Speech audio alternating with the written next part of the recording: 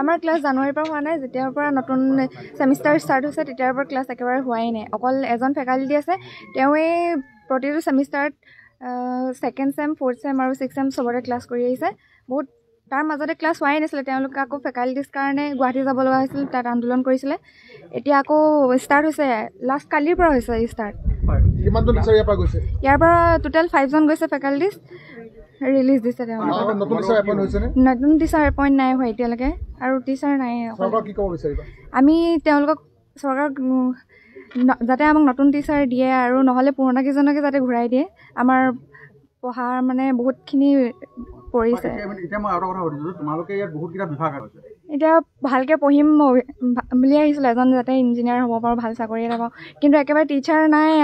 এনেকুৱা হ'ব বুলি ভবা নাছিলোঁ যে আমাৰ লগত এনেকুৱা হেতালি খেলিব চৰকাৰে, কিন্তু আনফৰ্চুনেটলি এইবোৰ হৈ গৈছে। এতিয়া হ'ল যদিও তেওঁলোকে আমাক নতুন টিচাৰ দিব লাগিছিলে, নতুন এপইণ্ট কৰিব লাগিছিলে, এতিয়ালৈকে সেইবোৰ হোৱা নাই।